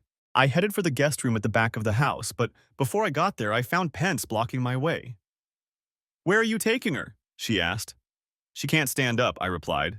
I wanted to take her to a room where we could lay her down, and then you or Prue could examine her and find out what's wrong with her. Get out of the way, sister, Pan said weakly. He's just trying to help me. Pan stepped aside, grumbling. I turned and addressed her. I won't be able to open the door when we get there, and I can't move the things off the bed. Won't you help me? I think she realized I was just trying to calm her down by letting her accompany her friend. She followed me and hurriedly opened the door I pointed to. Of the 3 guest rooms in the house, I chose the one Terry liked best.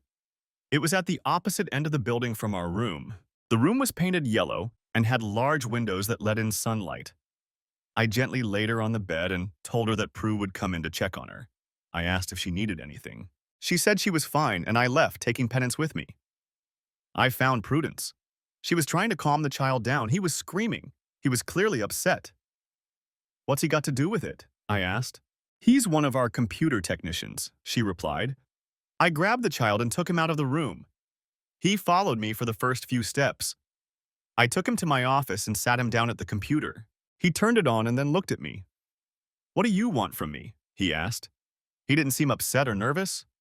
That was pretty clever, Penance said. Prue, can you tell him anything about computers or the internet? I asked. When someone has been through a traumatic experience, returning to familiar territory, such as computers, is very helpful. She asked him to contact their base and report what had happened. I noticed that Penance was still leaning on her arm, and I realized what was wrong. Her shoulder was dislocated. Both her shoulder and Penance needed medical attention. I have a friend who is a nurse. She works as a medical technician at a large manufacturing plant. She has to be at the factory at 6 in the morning, so I figured she was probably already awake. I dialed her number on my iPhone and called her. She wasn't up yet, but she agreed to come. She said it would take about an hour. I went to tell Patience, but she had fallen asleep again. I told Patience that the nurse wouldn't be there for at least an hour, and she nodded. I offered her some ice to reduce the swelling, but she decided to wait for the nurse.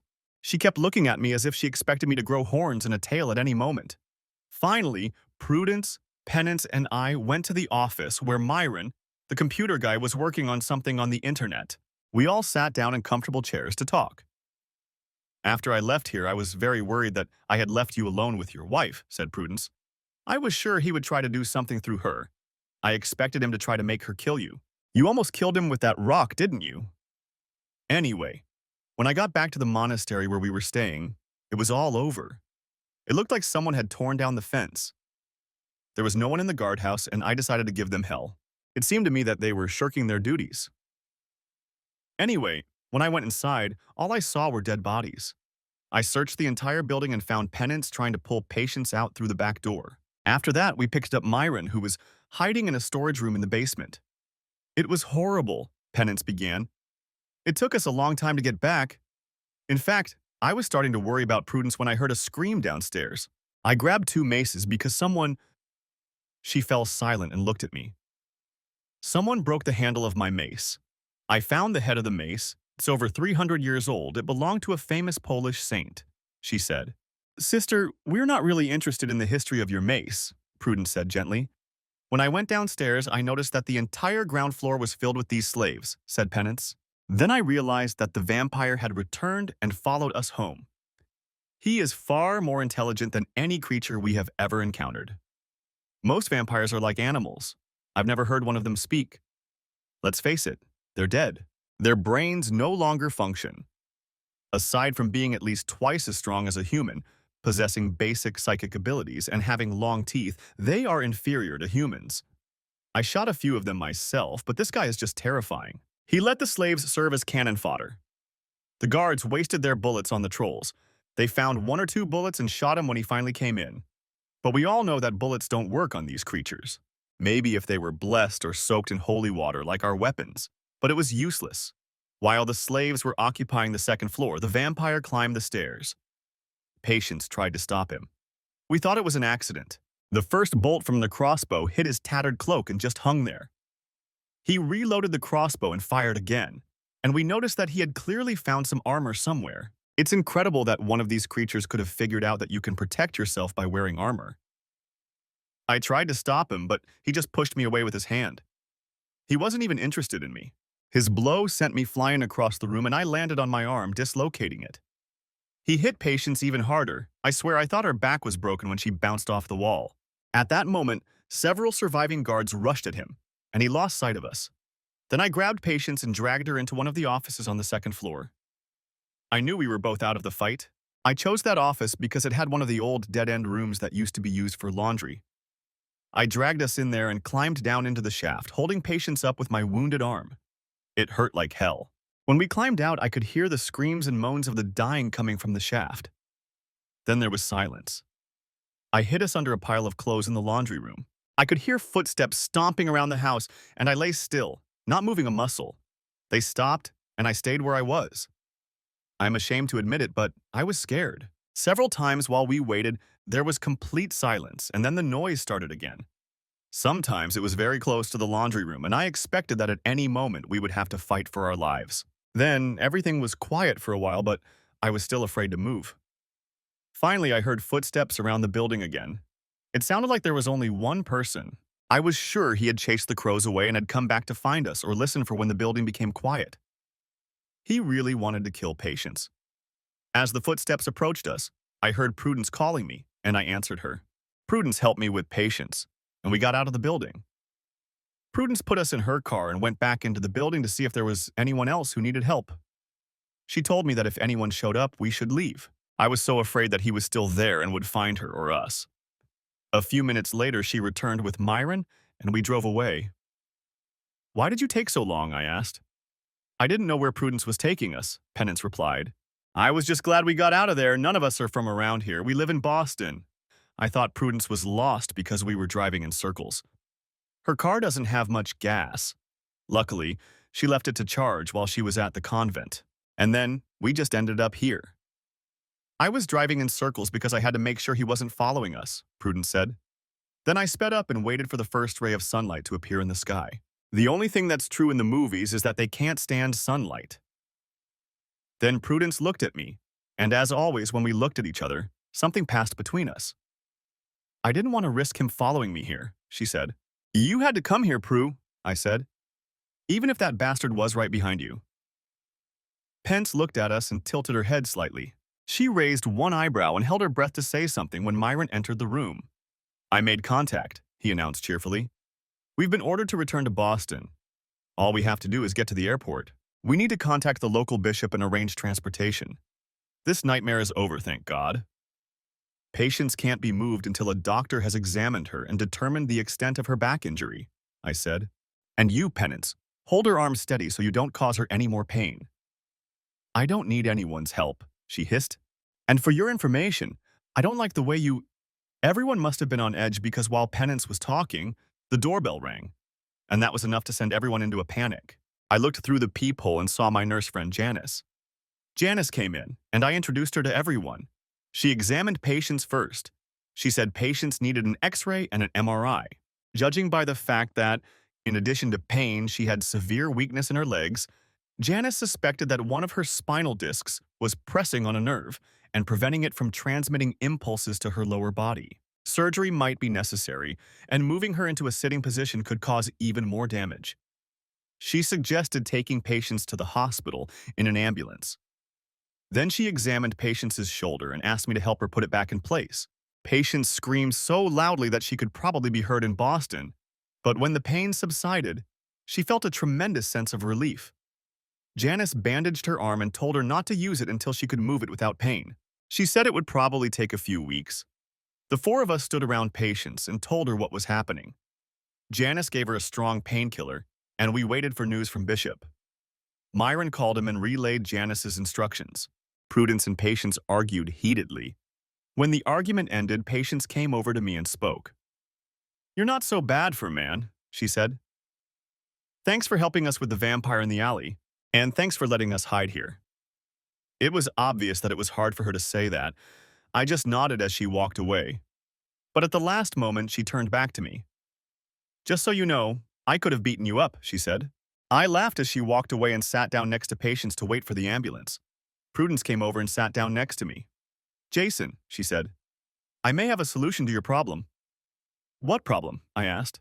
"I've spoken to some senior priests, and they know of a ritual that can free your wife from the vampire's control," she said. "That's wonderful," I murmured. "Yes," she said sadly. "You can have her back and try to save your marriage."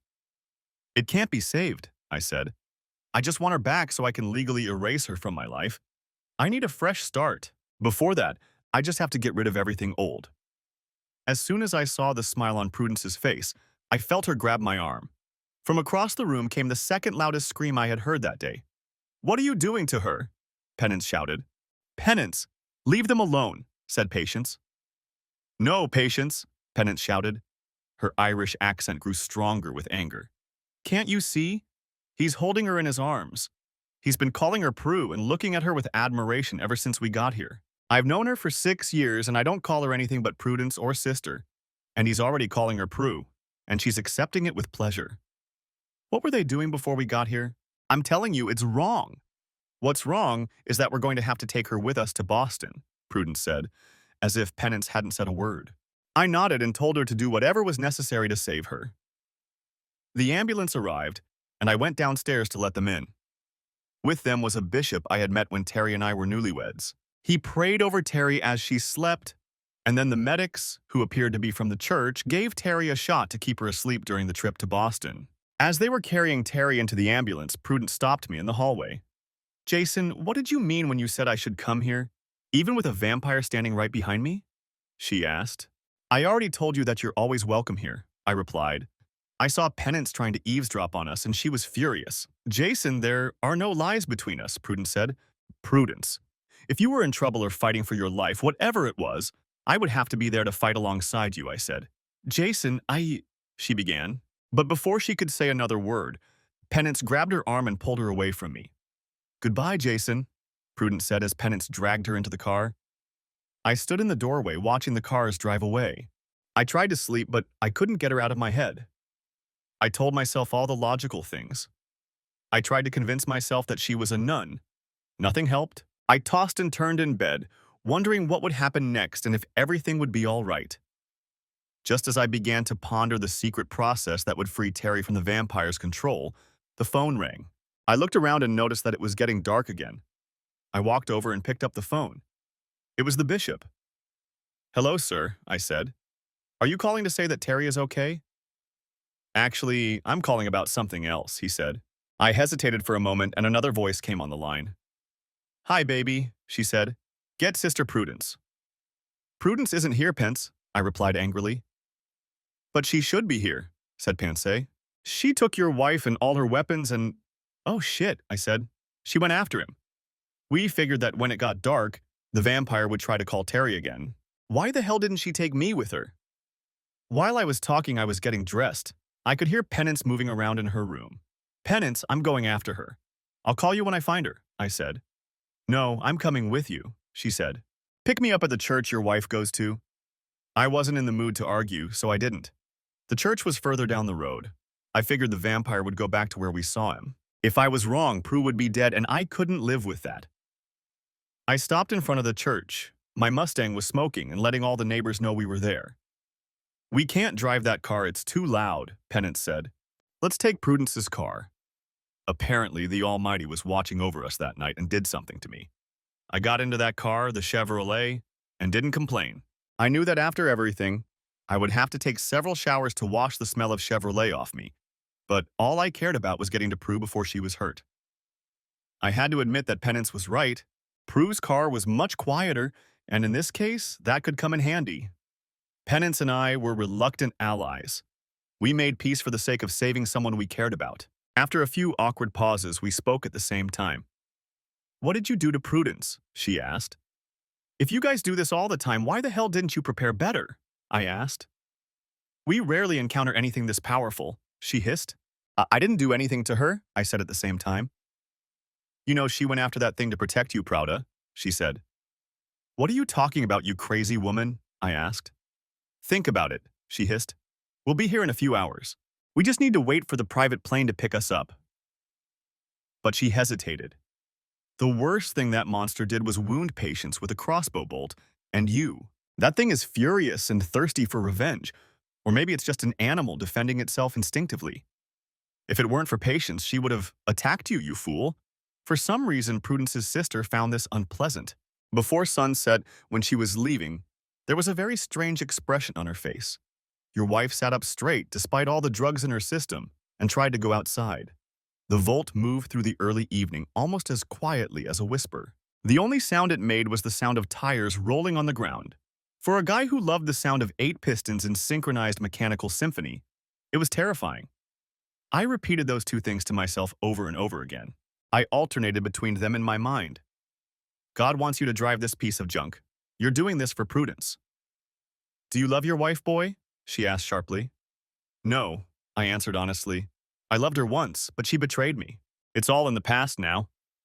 "Patience thinks you love Prudence now," she hissed. "She also thinks Prudence loves you. You know that won't work.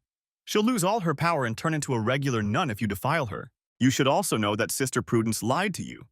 She told you there was a way to save your wife. There isn't. She just needed to use her as bait to save you. Why did you stop?"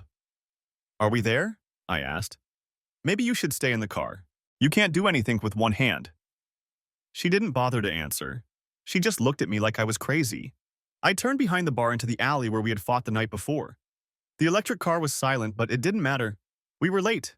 I jumped out of the car, Penance behind me, and just in time we saw the vampire crossing the alley with Prudence limping on his arm. "Hey, you bastard!" I shouted. "If she's hurt—" He just looked at me, baring his fangs and hissing like a huge shaggy cat. I lunged at him, Penance following close behind with the club in her hand.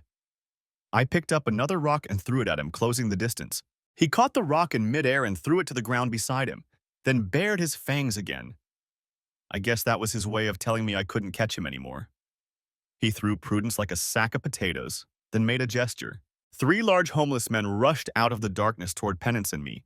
We quickly dealt with them. Penance had only one hand, so she hit one of them on the head with her club. I took my katana, Golden Oriole, with me. I decided that if I was going to die, I would die with my favorite sword in my hands. I rushed forward. My blow struck him in the heart and he flew backward. I dodged and struck the other guy in the right leg.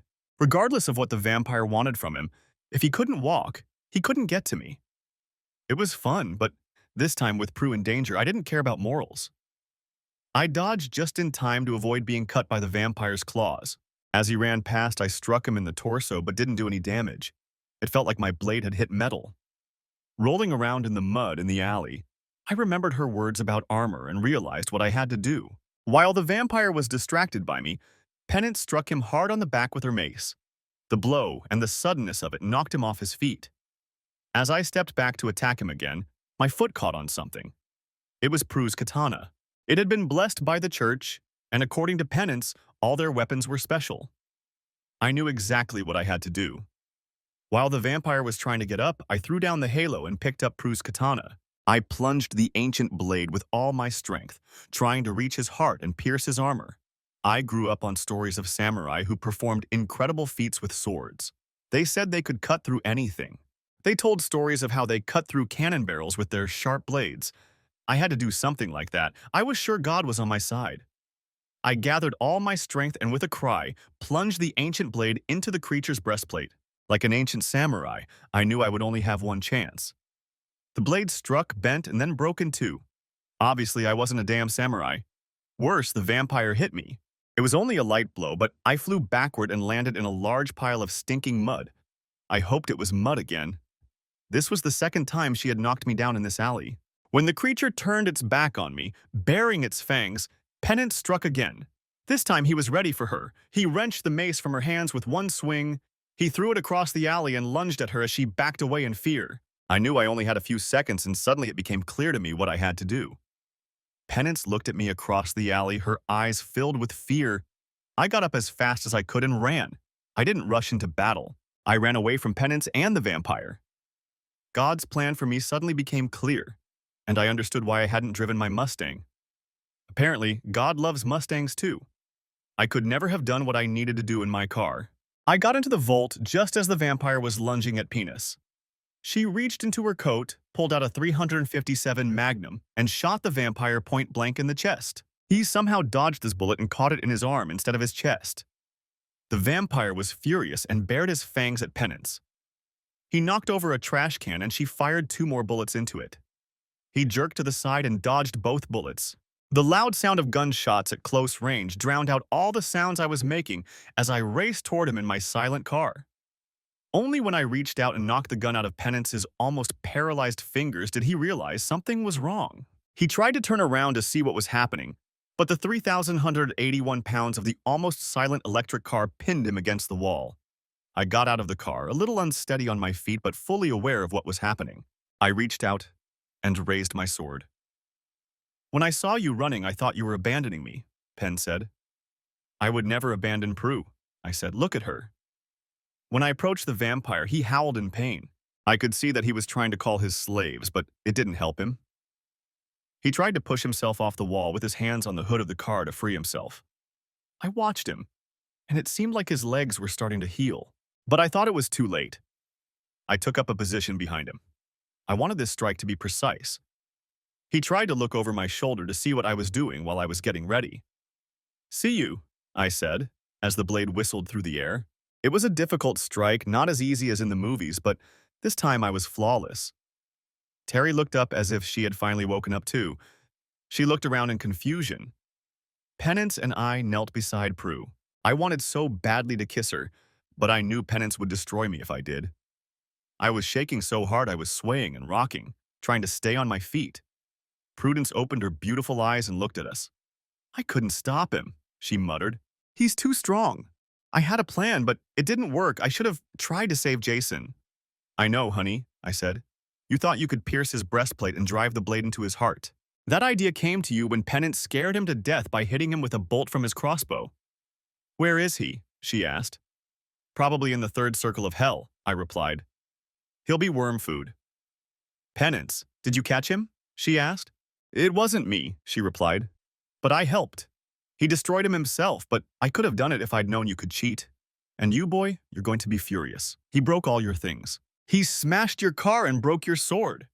Prudence tried to stand up and looked at Penance with a shocked expression on her face. "Sister Penance, did you just say mad? Good nuns, especially Sisters of Destiny, don't use expressions like that," she asked. We left the alley, Terry following us. Prudence pressed herself against me and took my hand. Penance continued to stare at us. We returned to the church and told Penance and the bishop what had happened. Everyone was glad that the nightmare was over. The vampire's death meant that everything except my marriage could return to normal. No one paid any attention to the glances Prudence and I exchanged. Everyone seemed to have accepted that we often touched each other and held hands. We spent the whole night together, as they had no intention of leaving before morning. The next day, Prudence and Penance, who didn't want to leave us alone for a second, drove me home. My heart broke when she said goodbye to me. "For the first time in my life, as far back as I can remember, my heart is breaking in two," she said. "Jason, I have never, ever felt this way about anyone before. I don't want to leave." "God, just do it," Penance said. "The plane is waiting. We're flying home. I've turned away. I can't see anything, so just do it." "Do what?" I asked. "This," she said. And before my cat reflexes kicked in, she kissed me. She kissed me, and my legs went weak. Now I know what love is, Jason Grant, she said, turned around and left me standing in the doorway. Wait a minute, I said. I ran into the house and went back to her. I handed her the pipe. She opened the lid and smiled. What's this for? She asked. To remember me by, I said. Sure, it's not a 300-year-old church-blessed katana, but damn it, the blade won't break in half like yours did. Think of me when you kill someone with it. And by the way, I know what love is too. 3 days later, I sat down with Terry to discuss our divorce sensibly. She resorted to the old trick. I'm Catholic. I can't get divorced. I showed her the documents stating that the church had annulled our marriage as soon as we were divorced in civil court. She tore them up and stuffed them into her purse. I told her they were only copies and that I had many more. She refused to go to a lawyer. I tried several times to convince her to go to a lawyer, but no one could find one. That wasn't a problem for me. I started living my life. I removed her name from all my accounts and canceled our joint credit cards. Her name was never on the mortgage, and I changed all the locks. I took all her things and took them to her parents. I didn't object to the divorce. I wasn't planning on getting married again at the time. How could I? I was in love with a nun.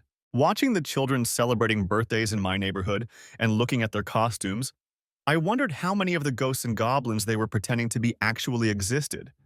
Hell, probably all of them did. 3 days ago, I didn't believe in vampires. Epilogue. So you want to divorce my daughter because she was attacked by a vampire? Terry's father asked. That's just not fair. He really didn't believe me. No, sir, I said. I know that all the crap that happened with the vampire wasn't her fault. That kind of thing is easy for people with weak minds or who can't resist temptation to fall for. I want to divorce Terry because she cheated on me with 4 different guys before she met the vampire. Jason, she's been in therapy for a year.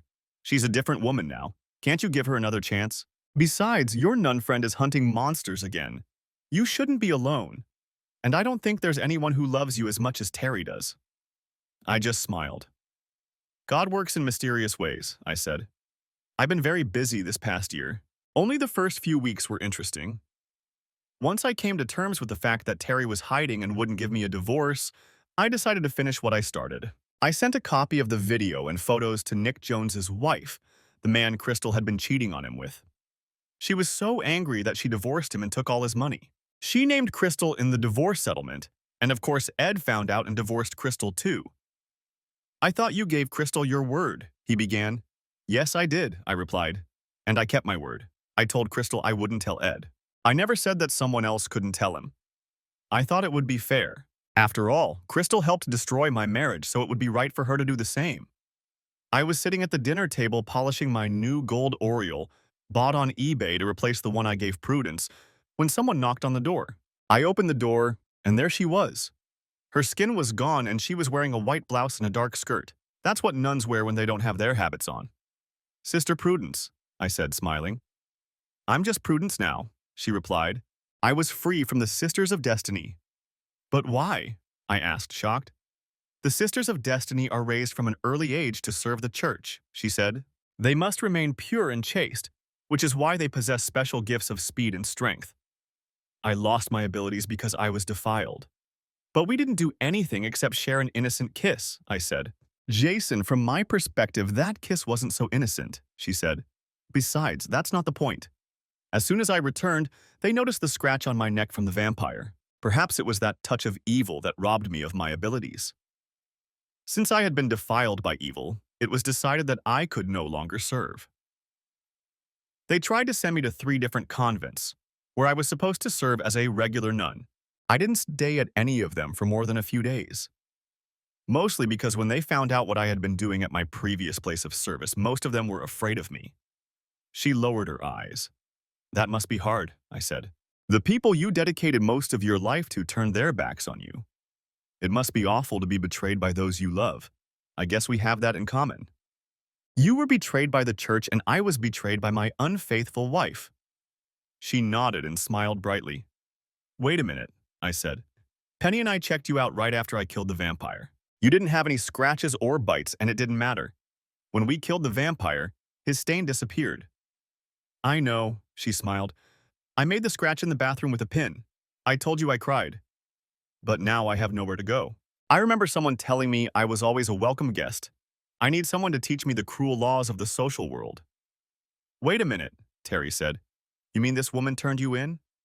And now she's living with you in my house? I nodded. Go to hell, Jason. I'm not going to divorce you so you can marry someone else. I came here today to see if you'd changed your mind so we could be together again. Come on, Dad, let's get out of here. Terry, we're already divorced. I filed for divorce 6 months ago. Tomorrow on Halloween, it will be final. You're leaving for a year. I just smiled. Go to hell, Jason, she said angrily again. Then she gave me a strange look that must have been directed behind me. From the fingers that began to gently stroke my shoulders, I realized that it was a nearly 6-foot-tall, golden-haired goddess in a Dunkin' Donuts uniform. It's my job, Terry, Prudence said. Yeah? Terry stepped aside as her father looked at Prudence and shook his head. Damn it, Jason, now it's my job. When Terry and her father stepped aside and left the cafeteria, Prudence sat down at the table. Jason, I heard your divorce is final, she said. That's good. Oh, Patience and Contrusion are coming by tomorrow, he said. It's been a year and I think they want to check in on me. They're bringing their new partner, Pity. What does that have to do with my divorce? I asked. Nothing, dear, she replied. But divorce is good because today I discovered that all those lewd things you made me do seem to have worked. We're going to have to get married. Prudence, are you serious? I began. She nodded. We, not I, are having a boy. I think it's going to be a girl. Repentance is going to kill me, I laughed. The end. Thanks for watching. Hope you enjoyed it. Subscribe to my channel and stay tuned for updates.